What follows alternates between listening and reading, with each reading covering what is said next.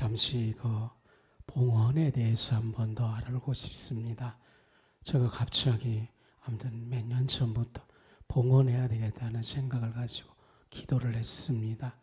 근데 봉헌이 무엇인지 솔직히 저도 몰랐습니다.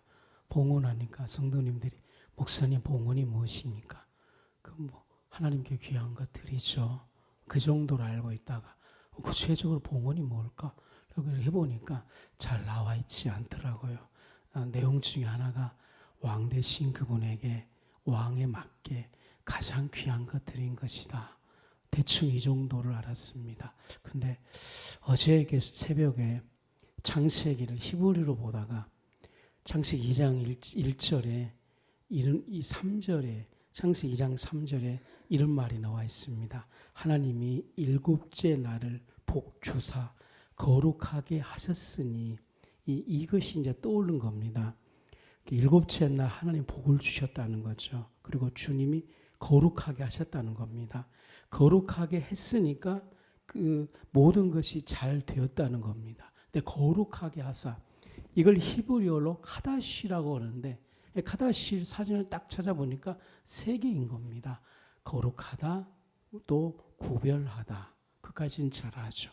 세 번째가 봉헌하다가 이렇게 딱 써진 거예요. 그래서 눈이 번쩍 띄어서 그때부터 이것이 무슨 말인가. 이제 알기 시작했어요. 봉헌이라는 것은 거룩이라는 뜻인데 다른 말로 말하면 왕이 있지 않습니까? 근데 왕 앞에 드릴 때 물건을 아무거나 드릴 수 없습니다. 진상품만 드릴 수 있는 겁니다. 진상품이 됐다는 것은 그 곡식과 추수가 정말 아름답게 열매가 되어 있고 그 곡식들이 정말 멋있게 되었다는 겁니다. 그러면서 우리는 우리 인생을 주님께서 우리를 진상품으로 받아주었다 이렇게 생각이 되었습니다. 그러면 봉헌이 뭐냐? 바로 하나님께서 받으실 진상품이 봉헌이라는 겁니다. 왕 대신 그분이 받은 물건들을 아무렇게나 할 수는 없습니다. 가장 존귀하고 거룩하고 깨끗하고 보시기에 너무나 좋은 것들만 주님께 봉헌하기 시작하게 되는 겁니다. 그러면서 주님이 우리 인생 가운데 진상품을 드릴 수 있는 축복이 되었다는 겁니다. 아무나 봉헌하는 것이 아닌 것입니다. 그러면 저희 교회에게 하나님의 봉헌을 허락하셨다는 것은 봉헌의 믿음을 가져라 이 뜻이었습니다. 우리는 지금 진상품이 아닙니다. 우리는 지금 허물 많은 사람입니다. 아직도 믿음이 부족한 것입니다. 근데 주님이 허락하신 겁니다. 봉헌의 믿음을. 너희들이 봉헌의 믿음을 너희에게 허락하신. 왜냐하면 여기서 거룩은 2장 3절에 주님이 허락하신 거룩입니다. 내가 거룩해지는 것이 아니고 주님이 어떤 물건을 보고 이거는 거룩하다 그러면 거룩하는 겁니다. 이것은 깨끗하다 그러면 깨끗해지는 겁니다. 이것은 행복해 그러면 행복해지는 것처럼 이 봉헌 하나님의 진상품은 너는 정말 나한테 드릴 가장 귀한 거야. 가장 흠 없는 거야. 가장 깨끗한 거야. 가장 좋은 어린 양을 드려야 돼. 이게 봉헌이에요. 그분께서는 이 봉헌을 받으시고 만족하시고 영광을 받으신 것입니다. 그러면서 제가 말하는 것처럼 우리에게는 봉헌의 믿음을 허락하신 겁니다. 이 카다시를 제가 듣고 집사람에게 빨리 가서 이제 일어난 후에 여보 봉헌이 뭔지 아신가? 창세기 2장 3절 카다시야. 진상품이야. 근데 우리는 진상품이 아니야. 근데 주님이 우리에게 봉헌의 믿음을 선물로 준 거야. 지금부터 우리가 이 봉헌의 믿음을 갖기 시작하면 이 봉헌의 믿음을 붙잡기 시작하면 이 봉헌의 믿음을 가지고 기도하기 시작하면 주께서 그 믿음대로 되라 그래서 우리의 허물 맞는 우리가 점점 변화되어서 진상품이 되게 한다는 놀라운 역사야. 이것을 허락하신 것은 우리의 어떠함이 아니고 주님의 선하심이고 주님의 계획하심이야.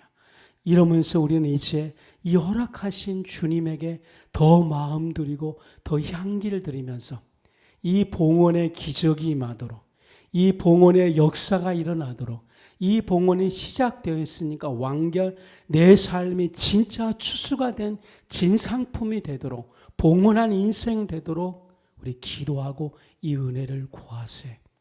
그러면서 마태복음 1장에 마리아는 그 마리아 인생이 주님 앞에 자기 배를 주님 앞에 드리는 배의 진상품이었습니다. 그의 인생은 봉헌한 인생이었습니다. 그래서 주여 우리 교인들이 이제 허물한 인생이 아니고 봉헌 진상품을 드리는 축복의 반열에 들어가게 해주십시오. 두 가지 레인의 길에 있죠. 허물 인생, 또 한 인생은 사탄의 인생, 또 하나는 자기 인생이 봉헌 진상품이 되어서 하나님께 드리는 인생이 있다는 겁니다. 우리는 무엇을 선택해야 되겠습니까? 당연히 주님 앞에 드리는 진상품의 믿음의 기회를 받아야 되겠습니다.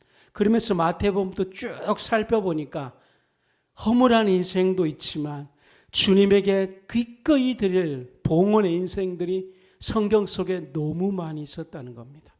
베드로를 부르는 것도 너 인생을 나한테 들으라 그렇게 말씀했습니다. 300대라는 대라를 드는 마리아도 그 인생을 하나님 앞에 진상품을 드렸던 겁니다. 사랑하는 성도 여러분, 이것은 놀라운 은혜입니다. 이거는 주님의 계획입니다. 그러면서 저는 여러분들에게 봉헌은 카다시입니다. 이거는 주님, 우리는 허물한 인생을 봉헌의 믿음 주셔서 우리는 점점 변화되어 하나님께 흠없는 어린 양을 드려서 주님을 영화롭게 하는 것이 봉헌인데 이것이 순차적으로 되어가는 역사들이 있게 될 것입니다. 봉헌은 창세기 2장 3절 카다시. 할렐루야. 말씀을 보겠습니다. 시편 145편입니다. 1절부터 5절까지 봉독해 주시기 바랍니다. 여러분들에게 카다시의 봉헌의 축복이 여러분으로부터 시작됩니다. 아멘. 우리 인생이 죽었을 때 허물한 인생이 아니고 주님 앞에 진상품을 드리고 생을 마감하게 될 것입니다. 봉독해 주십시오. 시편 145편 1절부터 5절입니다. 왕이신 나의 하나님이여, 내가 주를 높이고 영원히 주의 이름을 송축하리이다. 내가 날마다 주를 송축하며 영원히 주의 이름을 송축하리이다. 여호와는 위대하시니 크게 찬양할 것이라. 그의 위대하심을 측량하지 못하리로다. 대대로 주께서 행하시는 일을 크게 찬양하며 주의 능한 일을 선포하리로다. 주의 존귀하고 영광스러운 위엄과 주의 기이한 일들을 나는 작은 소리로 읊조리리이다. 아멘. 오늘 설교 제목은 왕이신 나의 하나님 송축하리라. 이 제목을 가지고 말씀을 전하고자 합니다. 물을 먹으면 시원합니다. 시원하는 것은 사실입니다. 시원하는 것은 상식입니다. 시원하는 것은 정말입니다. 오늘 우리가 지금 다윗의 시편 145편을 살펴보건대 누차 강조했지만 다윗에 주목하지 마십시오. 다윗이 품었던 주님, 다윗이 가졌던 믿음, 다윗이 붙잡았던 주님의 위대하심, 그 위대하심이 다윗이 품었던 그 하나님이 정말 다윗의 인생에 시원하고 맡겼던 담이 풀어지고 억울한 감정 속에 감사가 폭발적으로 나타나고 앞에 불안한 마음이 불안 없는 그 상태가 되는 것이 정말인가, 이것을 살펴보고 싶어 하는 것입니다. 수많은 사람들이 지금 실패한 이유가 진짜로 생수이신 주님을 마시지 않기 때문이다. 구약에서 정리하고 있습니다. 너희들이 나를 찾으면서 나를 주목하지 않고 내 말에 청종하지 않고 내 마음에 집중하지 않기 때문에 너희들은 마음의 소원은 가졌으나 그 소원을 이루지 못함으로 가면 갈수록 나를 주목하지 않고 내가 아닌 다른 것에 주목함으로 그 주목이 너를 파멸시킬 것이다 말씀하신 예언이 현대교회에 이루어지고 있습니다. 여러분들은 현대교회를 어떻게 평가하고 있습니까? 교회 자체가 물랑주의, 목사님들의 타락, 그 다음에 교인들의 어떤 신앙이 교회와 세상 밖에 틀림, 이것을 진단하고 있지 않습니까? 그 진단은 3%밖에 안 되고 있습니다. 97%의 진단은 하나님의 백성들이 인격 대신 주님 그 자체에 집중하지 않고 있기 때문에 하나님으로부터 오는 그 생수의 물을 마시지 못함으로 시원하다 이 경험을 못하고 있는 겁니다. 정말 시원하다. 이 시원해야지만 당신들이 이 시원한 것은 다른 것이 아닙니다. 여호와 오직 주님 그리스도 그분입니다. 다른 것 주목하지 마십시오. 그런데 다윗의 위대한 점은 이것에 성공한 겁니다. 다윗은 그래서 성경은 다윗을 다른 말로 하지 않고 다윗은 믿음으로 그렇게 한마디로 히브리서 11장을 정의해 놓고 있는 것입니다. 여기에 왜 전율을 느끼냐면, 여기에 왜 감격을 느끼냐면, 여기에 왜 굉장을 느끼냐면 다윗이 2장 2절부터 변화가 와요. 놀라운 변화, 다윗의 놀라운 성화, 다윗의 놀라운 영화, 다윗이 성격이 변화돼요. 다윗이 인격이 변화돼요. 다윗이 어떤 장애물 가운데 좌절하지 않은 용기가 와요. 다윗이 어떤 환경 속에 태도가 너무나 확실해요. 그리고 다윗이 물질 앞에 가감하게 용기를 갖고 하는 거예요. 그리고 어떤 사건 앞에 정중동, 중용의 마음을 갖는 거예요. 그것이 어디서 왔냐는 거죠. 다윗은 외침이다 1절인 거예요. 내가 아니에요. 왕이신 나의 하나님. 오늘 여기에 주목하십시오. 여기에 지금 현대교인들이 1절에 여기에 오랜 기간 동안 머물러 있지 않아요. 타락한 목사님을 비판한다고 해서, 타락한 목사님에 대해서 막 개혁을 한다고 해서, 타락한 목사님이 어떤 청빙을 간다고 해서 큰 교회들이 막 한다고, 그게 믿음이 발생하지 않습니다. 당연히 그렇게 해야 되는 그러나 믿음이 발생하지 않는 거예요. 믿음은 왕이신 여호와 그 나의 하나님에 의해서 생기기 시작하게 되는 겁니다. 여기에 올인하십시오. 우리가 변화되지 않으면 다른 거 다 일단 내려놓으십시오. 1절에 올인하십시오. 다윗도 올인해서 여기에서 성공했습니다. 다윗도 올인해서, 다윗은 지금 다른 것이 필요한 것 아니에요. 권력, 리더십, 외교 필요한 것 아니에요. 어떤 백성들의 마음을 얻는 그 여론 필요한 거 아니에요. 이제 다 버렸어. 지금 필요한 건 자기 마음속에, 다윗은 금도 많고 인류 역사상 타임지가 말하는 것처럼 최고의 부유예요. 모든 걸 갖고 있었어요. 그러나 자기 영혼에는 만족이 없는 거죠. 근데 왕이신 나의 하나님 앞에 올인했을 때 되었다는 것입니다. 왕이신 나의 하나님이 되었을 때. 그래서 그가 어떻게 하냐면, 내가 이제 다른 거 다 포기한 나예요. 다른 거 주목하지 않는 나예요. 다윗 시대에 또 위대한 선지자가 있었어요. 다윗도 선지자에 주목하지 않았어요. 지금 한국에 있는 선지자는 다윗 시대에 있는 선지자와 비교할 거의 못 되는 거예요. 사무엘 선지자예요. 기도 많이 한 자예요. 하나님께 완전히 올인한 선지자예요. 다윗은 그 선지자에게 가지 않습니다. 다윗은 그 선지자에게 기도 부탁하지 않습니다. 다윗은 그 선지자가 상담하지 않습니다.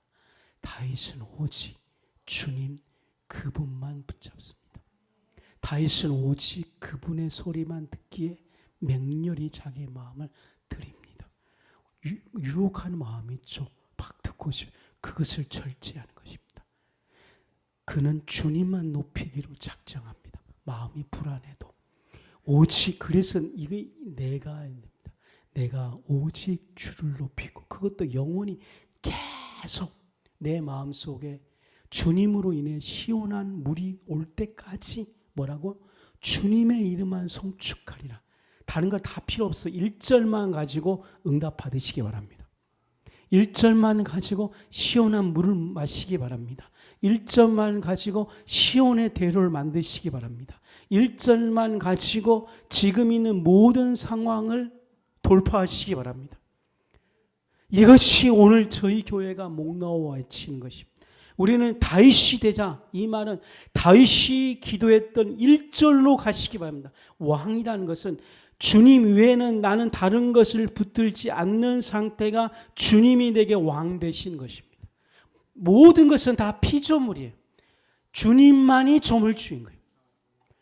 피조물, 그분에게는 서로 싸우기도 하고 서로 개혁하기도 하고, 목사님 왜 그래요? 이렇게 말할 수도 있고, 목사님에게도 대적할 수도 있고, 큰 소리 칠 수도 있어요. 그러면서 개혁하고 변화되고 혁신해 가야 돼요. 교회에서 큰 소리 쳐도 돼요. 같은 피조물이기 때문에 잘해보고자 하는 거예요. 좀 대들 수 있어요. 저주 안 받아요. 왜냐? 잘해보려고 한 거이기 때문에. 주님도 그 마음 알아요. 잘해보려고 저한테 좀 대들어요. 잘해보려고 한 거예요. 괜찮아요. 그러나 우리는 이거는 이 신앙생활의 3%밖에 안 되는 거예요. 97%는 피조물은 아니야. 창조주 여호와 하나님만 왕이야. 그분에게만 굴복하는 거예요. 목사님 잠깐만요. 주님에게 가서 엎드리고 올게요. 목사님에게서 영생이 온 거 아니에요. 주님에게만 영생이 오기 때문에 나 그분에게 지금 올인하고 올 거예요. 그것이 왕입니다. 이 왕이 있냐는 것이죠. 이 왕이 없으니까 문제가 생기는 겁니다. 회복하십시다. 여기에 온 마음을 드십시다. 그 왕이 우리 하나님이십니다. 그분이 나의 하나님이에요. 그분이 나의 하나님이에요. 그분이 나의 그리스도예요. 여러분 가서 그분이 나의 하나님입니다. 사무엘이 아닙니다. 지금 목사님하고 비교할 수 없는 분이 사무엘이에요. 사무엘 당신이 아니에요. 당신에게 오는 그 어떤 그 깊은 영성이 아니에요. 그것이 하나님이 아니에요. 어떤 깊은 영성, 막 100시간 기도해서 뭔가 막 영적으로 역사, 그 영성이 하나님이 아니에요. 오직 하나님은 창조주 그리스도, 그분만이 나의 하나님이시. 지금 불안해도 답답해도 깊은 영성을 찾아가지 않아. 다 거부해요. 그 영성도 피조물에서 나온 소리예요. 아멘입니까? 깊은 설교도 피조물에게서 나온 소리예요. 나의 하나님이 아니에요. 나에게 좋은 격려 될 수 있죠. 나에게 뭔가 될 수 있어요. 나의 하나님이 아닙니다. 나는 외칩니다. 내가 더 힘들어도 그것이 내가 붙잡는 것이 피조물에게서 나오는 인문학이면, 당신은 만약에 그것에 주목했다면 그것이 당신은 하나님이 될 것인데, 당신이 붙든 그 하나님은 당신을 도울 수 없습니다. 오직 십자가에서 허락하신 그분의 왕만이 나의 하나님이십니다. 여러분에게 외칩니다. 그분만이 나의 하나님이라고 말씀해 주십시오. 그분만이 나의 주님이시라고 고백해 주십시오.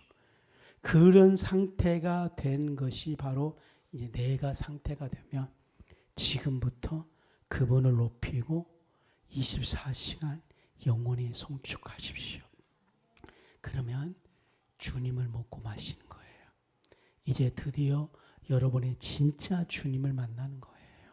그러면 2절부터 이제 열리기 시작하는데, 뭐가 열리기 시작하면 이 인간 다윗이 열리기 시작하는 거예요.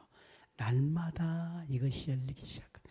근데 저는 여기서 한 인간의 행복을 느꼈어요. 내가란 말이 너무나 주목해요. 방황한 우리 인생이잖아요. 현대인들을 방황한 현대인이라고 말 안 하는데, 이 하나님을 섬긴 이 인간 다윗에게서는 방황한 인생이 아니고 핵심, 확실한 것, 그것이 날마다의 축복입니다. 날마다 이렇게 된다는 거예요. 이 하나님을 붙잡으면 된다는 거예요. 이걸 지금 145편을 이야기하고 영성이고 뭐 다 버리시기 바랍니다. 기도의 깊이 그것도 좀 버리시기 바랍니다. 기도 많이 해 그것도 좀 버리시기 바랍니다. 친밀감 교제 그것도 버리시기 바랍니다. 나의 하나님, 그 하나님을 섬기기 시작하면 날마다가 되기 시작해요. 날마다 어떻게 합니까? 주님을 송축하며 영영이 계속해서 자기 영혼의 상태에서 하나님의 이름, 그러니까 어떤 세계가 열리냐면은 하나님의 이름 꼭 기억하십시오. 진짜로 사람들은 신앙을 너무 모르고 있어요. 하나님의 이름이에요. 여러분들이 이제 이 1절을 계속하면 십자가의 보혈을 깨닫는 후에 하나님의 이름 앞에 진짜 1대1로 딱 대면한 날이 올 거예요. 여호와의 이름, 예수의 이름, 하나님의 이름 앞에 굴복한 날이 올 거예요. 그리고 언젠가는 목사님 진짜 제가 시편 145편에서 말한 하나님의 이름 앞에 딱 섰어요. 여호와가 하나님의 이름이라는 것을, 예수님이 하나님의 이름이라는 것을, 임마누엘이 하나님의 이름이라는 것을, 그의 하나님의 이름이 저의 마음으로 들어왔을 때에 저의 마음이 그 자리에 굴복해서 제가 날마다 주님을 송축하기 시작하고 진짜로 목사님이 말한 하나님의 물을 마신 것 같았어요. 그리고 시원하다. 그래서 예수님이 오셔서 야 이거는 생수야. 이거 생수의 강이야. 그 생수를 먹고 마셨을 때 이로 말할 수 없는 상태가 되었어요. 다윗도 이 상태가 되었는데 다른 것이 아니고 왕이신 나의 하나님, 이것이 되었다는 것입니다. 주님이 이 축복의 문을 열리게 될 것입니다. 1절을 고백했던 다윗, 그러니까 1절을 만난 1절에서 하나님을 만난 다윗, 그러면은 실상 우리라고 생각하면 돼요. 그냥 그러면 그가 뭘 보기 시작하면 주님의 기적, 주님의 행사를 보기 시작하는데 그게 바로 4절이에요. 그러니까 아까는 날마다의 축복을 받죠. 이제 두 번째로는 하나님의 역사하는 걸 보기 시작하는 거예요. 지금 사람들이 하나님의 역사하는 걸 못 보고 있어요. 그래서 방황하는 거예요. 근데 실상은 날마다 주님이 역사하고 있는데 그가 마음이 교만해서 주님이 역사하는 것이 느껴지질 않아요. 하나님의 역사하는 것들을 꼭 눈으로 본다고 생각하기 때문에 문제예요. 사람의 기관 중에 눈은 100분의 1밖에 안 돼요. 근데 사람은 온통 타락한 후에 보는 것으로만 다 인식되어주고 있어요. 그래서 그들은 보는 것만 사실이라고 생각하고 있는 거예요. 그래서 그들은 하나님도 눈으로 보는 것만 하나님이라고 생각하는 거예요. 그래서 망하는 거예요. 하나님 봤어? 눈으로 말하는 거예요. 무식한 거예요. 하나님께서 눈으로만 보게 한 건 아니에요. 인간을 창조한 후에 왜 그렇게 하냐? 사단이 속였어요. 눈으로 본 것만, 선악한 오만 보는 것만. 아니에요. 하나 99%로 다른 거 99가지로 하나님을 인식하고 보고 경험하도록 허락하신 거예요. 근데 사단이 속여서 선악과를 보아라. 지 보는 것만 하나님이라고 말하는 거예요. 따먹은 후로 99가지를 상실해버린 거예요. 오직 한 가지. 그래서 오늘날 비기독교인들도 방황하고 보는 것만 하나님이에요. 신자도 방황해요. 보는 것만 참으로 느끼는 거예요. 다윗도 속았어요. 전쟁에 나가서 하나님 역사해 주십시오. 눈으로 보는 것만 하나님 역사하는 걸로만 생각하는 거예요. 근데 나의 하나님을 만난 후에 99가지의 방법이 그에게서 회복되기 시작하는 거. 어라, 보는 것만 아니네. 99가지 중에서 하나님이 그에게 인식되기 시작하고 보여지기 시작하는 겁니다. 그 주님의 행사가 크게 보인 겁니다. 얼마나 크게 보이는지. 이것이 회복되려면 뭘로 가냐고요? 영성이 아니라 나의 하나님이 되어야 돼요. 그러면은 주님이 24시간 동안에 우리에게 기적의 행사하는 것을 보게 될 겁니다. 그래서 다윗이 뭘 보냐면 이스라엘에게 대대로 역사하는 것들이 보이기 시작하고 그가 뭐를 외치냐면 이 역사하는 것을 찬송하고 경배하고 그리고 주님께서 역사한 일을 크게 입으로 선포하는 인생이 되었습니다. 주님의 행사, 주님의 기적, 주님의 능한 일, 주님께서 이스라엘 하나님 백성들에게 행하셨던 그것들을 그가 선포하고 또 선포하는 삶이 되었다는 것입니다. 반드시 여기로 인도하십니다. 이 보려고 노력하지 마십시오. 1절에 고백하면 되는 것입니다. 그러자 이 하나님을 만났던 시인이 6절을 우리 화진 집사님이 봉독해 주십시오. 사람들은 주의 두려운 일의 권능을 말할 것이요 나도 주의 위대하심을 선포하리이다. 6절에서는 이 다윗이 즉 시인이 하나님을 만났던 사람이 1절에 만났던 사람들이 무엇을 두려워하고 있습니다. 결국은 사람들의 내면은 두려움이 그 인생을 지배하고 있습니다. 두렵기 때문에 우상 숭배하는 거예요. 두렵기 때문에 벽을 치는 거예요. 두렵기 때문에 술을 의지하는 거예요. 이 사람도 늘 그렇게 살았다는 거예요. 두려움에 휩쓸려서 늘 방어벽을 쌓았던 사람이에요. 그런데 하나님을 만난 후에 그는 이 두려움이 인간의 죄에서 온다는 것을 알기 시작하게 되었습니다. 인간의 하나님을 떠난 상태가 어떤 상태냐? 이 두려움의 상태라는 것을 알기 시작하고 그는 이 두려움이 왔을 때에 방어벽을 치지 않기로 다짐했던 겁니다. 인간을 더 이상 의지 않기로 했다는 겁니다. 인간은 이 두려움을 해결해 줄 수 있는 자가 아님을 알고 1절로 돌아가서 나의 하나님이라고 외치고 주님을 높이고 찬미할 때에 그는 이제 더 이상 이 두려움을 치는 방어벽의 인생에서 무엇을 보기 시작하면 주님의 광대하심이 그 안에서 믿음되기 시작했다는 겁니다. 주님의 광대하심이 그에게 스펀지처럼 그 영혼에 빨려들기 시작하게 되는 거예요. 주님의 경험이 그래요.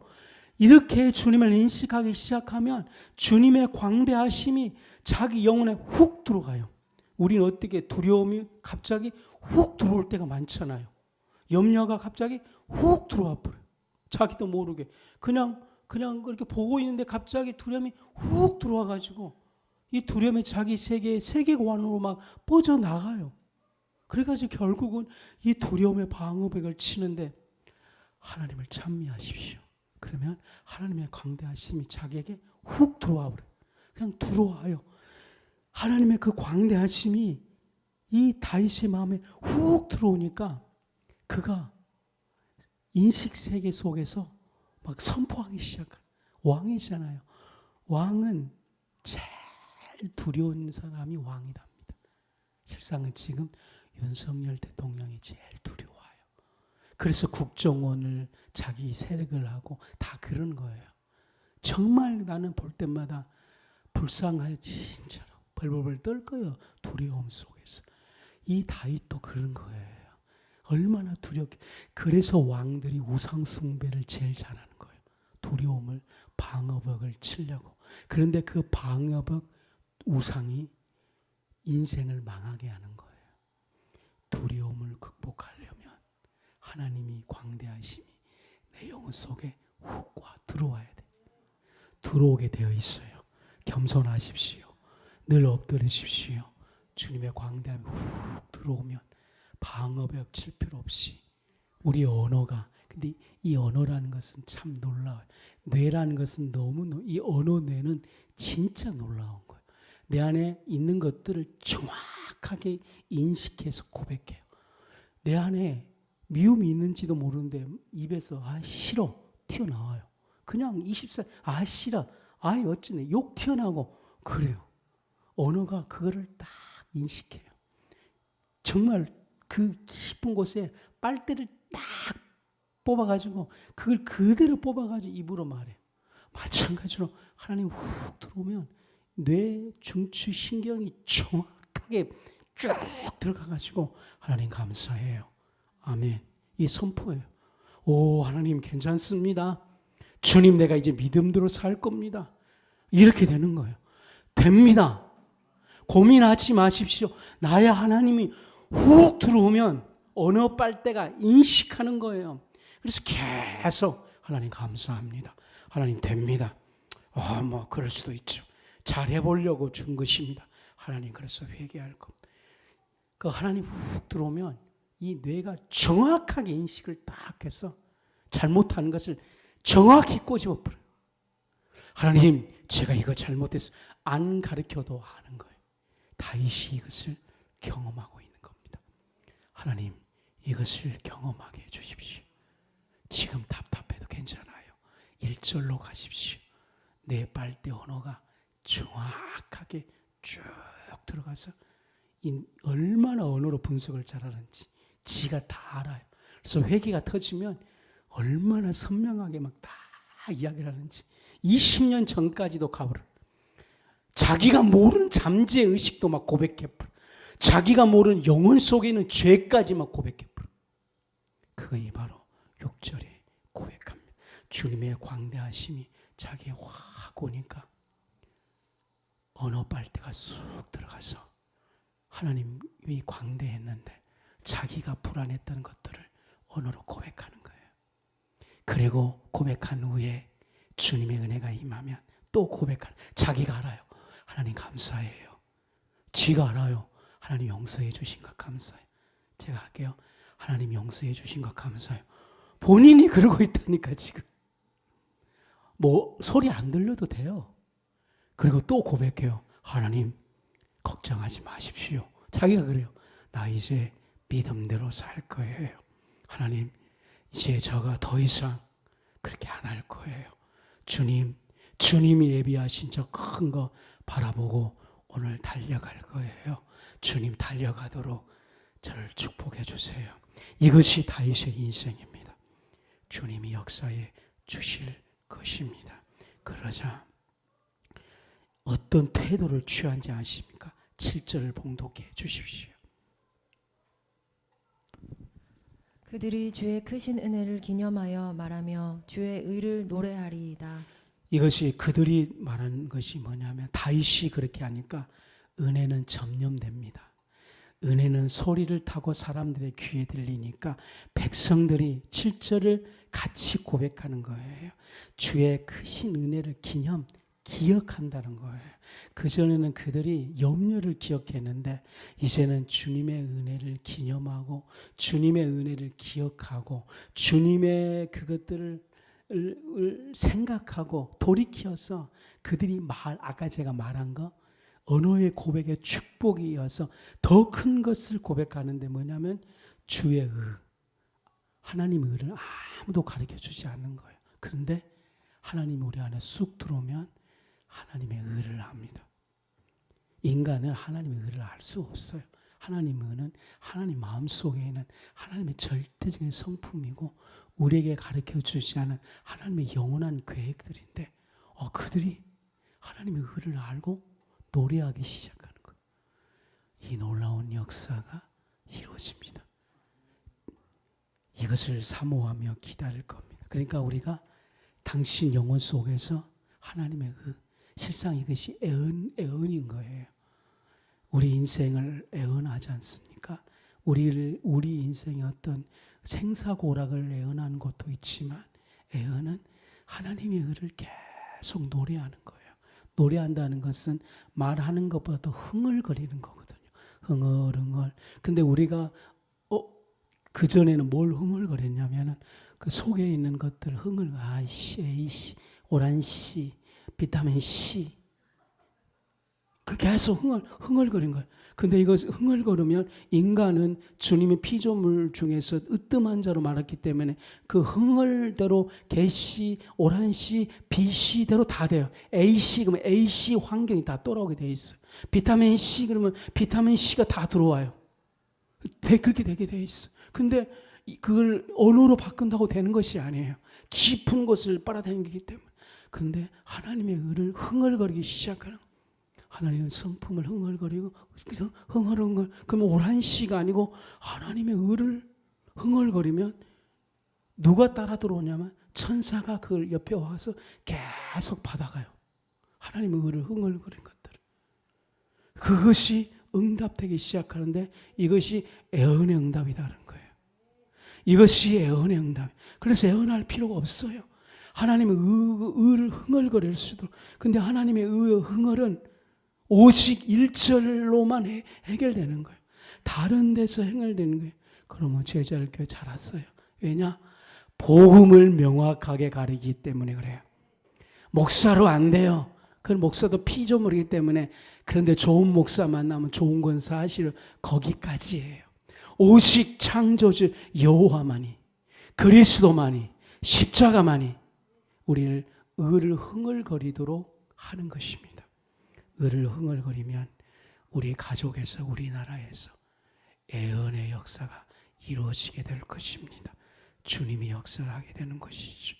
그 다음에 1절을 만났던 시인이 피조물이 아닌 조물주만 섬겼던 여호와 하나님만 섬겼던 그 사람에게서 뭐가 열리기 시작하면 하나님의 속성이 열리기 시작합니다. 8절을 봉독해 주십시오. 어떤 속성이 열리는지 8절 여호와는 은혜로우시며 긍휼이 많으시며 노하기를 더디하시며 인자하심이 크시도다. 하나님을 배워가는 것입니다. 사람은 배운 대로만 삽니다. 사람들은 배워가야지만 성장합니다. 배워가야지만 혁신하고 변화시킵니다.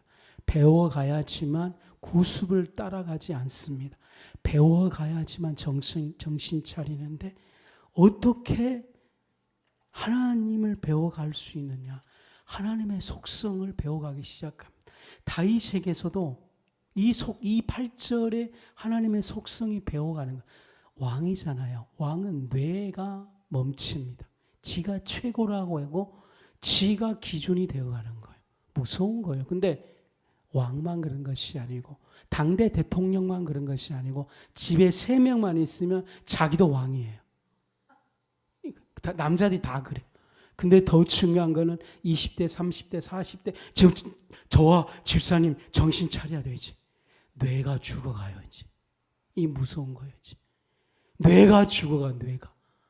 그러면 지난날에 당신의 악습들이 절대적으로 선이 돼버려. 망해가는 거예요 이제. 되지도 않는 삶만 되어 가는 거예요. 다윗은 진짜 왕이잖아요. 지가 최고야, 지가 최고. 그러면 그는 배움이 중단되어서 말이 안 돼, 말이. 그 말이 많아져. 그래서 지금 대통령도 혼자 2시간 혼자 떠들어본다 그러잖아. 안 되는 거예요. 그러니까 그 다윗이 어떻게 이것을 이긴지 아십니까? 8절에 1절에 이 하나님께 굴복하자. 하나님이 속성이 자기 영혼 속에 빨려들기 시작하는 거예요. 하나님은 오직 여호와만, 이거 배워서 되는 거 아니에요. 사무엘만, 영성만 아니고 여호와는 1인칭, 믿음의 역시 인격자. 그분은 어떤 하나님? 이것만 하면 돼요. 은혜로우시며. 근데 이 하나만 안에 배우면 여호와는 은혜로웁니다. 이것이 주님의 은혜에서 나한테 흠뻑 빠지기 시작하면 뇌가 우리를 속이려고 하는 구습을 이길 수 있는 그 힘이 우리에게 오는 거예요. 그것을 혁파하고, 아멘입니까? 그것을 파손시키고 그것을 이기고, 그래서 성경은 그 이긴 상태가 어린아이란 상태로 이야기하는 거예요. 아셨죠? 그래서 어린아이가 복되다. 어린아이가 되어야 돼. 이걸 예수님이 왜 하시는지를 아는 거예요. 주님과 인격적인 1대1로 교제해서 너희들의 신앙이 구습이 아니고 오직 내가 되고 예수님이 될 때 하나님은 은혜로우십니다. 이것이 당신 영혼 속으로 팍 들어오기 시작하면 어린아이처럼 정말 배우는 학생이 되어서 걸어가면서 잘못된 구습을 막 보기 시작할 때부터 그것을 이기려고 영적 전투하고, 저것 때문에 속았구나. 저거는 거짓말이야. 이거는 거짓 압이야. 이거 내가 속았구나. 이렇게 고백할 수 있는 힘이 하나님의 속성을 배우는 데서 오는 것이. 다윗은 그걸 알았던 거예요. 다른 데서 오는 것이 아니고 하나님의 속성에 배운 데서 오는 거예요. 하나님은 은혜로우며 자비하며 노하기를 더디하십. 아마 다윗은 이 노하기 더디하는 것에 많이 울었던 것 같아요. 자기 인생과. 그리고 인자하심이 크시도다. 이것만 알면 우리 인생에 정말 장애물, 어떻게 살아야지 하는 그 많은 함정들, 그 함정에 빠지기도 하지만 그 함정에 빠지는 것에서 나올 수 있는 영적 권사의 힘, 영적 갑옷들이 실질적으로 입혀진 상태가 될 것입니다. 주님이 이 복을 주십니다. 그러자 10절을 봉독해 주십시오. 여호와여, 주께서 지으신 모든 것들이 주께 감사하며 주의 성도들이 주를 송축하리이다. 지으신 모든 것. 이제 10절이 오죠. 지으신 모든 것. 피조물. 아까 말한 것처럼 오란씨, 비타민C를 흥얼거리면 환경이 그 욕의 환경으로 가버리는 것이죠. 그런데 주님의 속성을 만난 그 사람이 을을 흥얼거리면 주님이 만드신 모든 환경들이 하나님께 감사하기 시작되는 것입니다. 정말 아멘입니까? 모든 환경이 감사하기 시작. 이 하나님을 만나십시오. 이 하나님을 고백하십시오. 그러자 그 10절에서 성도라는 것을 알기 시작하게 됩니다. 성도란 뜻이 뭐냐? 온 생의 목표를 하나님을 믿고 하나님을 사랑하고 하나님을 예배하고 하나님의 뜻에 순종하고 그 순종의 길을 가는 사람이 성도라는 거예요. 여러분, 이 성도의 삶이 보이기 시작합니다. 예수님은 이 길을 십자가의 길이다 그랬습니다. 십자가의 길은 아무나 간 것 아니에요. 1절 하나님 만나서 8절까지 이 하나님을 만나기 시작하면 그 삶이 그렇게 되기 시작하게 되는 겁니다. 그자 9절에서 뭘 만나면은 만유를 만나기 시작합니다. 저를 한번 따라해 주십시오. 만유. 그렇죠. 하나님 만나면 하나님을 만나지 않은 사람의 삶은 자연이라는 거예요. 이 자연은 좋으면서 무서운 거예요. 봄, 여름, 가을, 겨울 변함없이 그냥 되는 거. 그러니까 회개할 필요가 없어요. 자연은 회개할 필요 없어요. 겨울 되면 봄이 오고 인생은 그런 거야. 겨울 고난이 오면 이기십시오. 그냥 봄이 옵니다.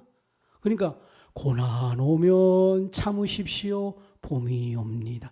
이게 다 종교예요. 우리가 지금 보는 모든 인문학이에요. 근데 문제는 예수님을 믿으면서 가만히 듣고 있으면 자연주의 철학을 이야기하고 있어요. 만유는 겨울이 왔을 경우에 그냥 있으면 봄이 온 것이 아니고 고난이 왔을 때, 겨울이 왔을 때 인격 대신 예수예요. 굴복하고 회개 안 하면 봄이 안 와. 봄이 안 와. 참는다고 봄이 오는 것이 아니야. 마음을 넓게 한다고 봄이 오는 것 아니야. 그냥 사람에게 웃으면 복이 와요. 이거 다 자연예술. 자 집사님 웃읍시다. 좋다. 으씨구나. 오케이. 흥을. 오 니나노 이런들 어떠하리 저런들 어떠하리 만수강 드렁차서 우리 한번 이렇게 살아보세. 얼씨구나. 이 다 사상이에요. 이거 다 그래. 그래. 아 그래. 알겠다. 그래. 알았어. 한번 알아보세. 사랑해. 오늘부터 뭐 있어요? 술 한잔 딱 먹고 그래 인생 사나이 더 많아. 의리가 이게 다 이거. 그게 아니고 만유. 집사님 그거 아니야. 그래봐 내가 아침 보면 또 시가 나와서 또 가버려. 봄이 오긴 뭐가 봄이 와. 철저히 오 예수님. 그게 이제 만유라는 거예요. 절대 만유는 그냥 있어서 봄이 오는 것이 아니고 만유는 계획하신 자가 바뀌어져라. 그 바뀌어질 때 봄이 온다. 이것이 만유예요. 다윗이 그걸 알았던 거예요. 그러니까 다윗이 회개한 거예요. 다윗이 자기 잘못을 내려놓은 거예요. 자기 잘못을 사울에게 가서 기도해주고 끝나는 것 아니에요. 오직 그리고 그리스도와 만나 주님과 해결해야지만 봄이 오는 거예요. 여러분 우리 모두 겨울이에요. 봄 맞이해야 돼요. 근데 우리는 자연주의 빠져 있는 거예요. 만유로 돌아가는 우리 모두가 되십시다. 야, 신앙 너무 깊다. 그죠? 아멘. 저는 이제 어떤 상황 속에서 봄을 기다리지 않을 거예요. 만유의 신앙 되어서 어려움 오면 오직 예수께 달려가서 회개가 안 되면 회개될 때까지 예수 붙드는 거예요. 주님, 아멘. 예수님, 답답해도 괜찮아요.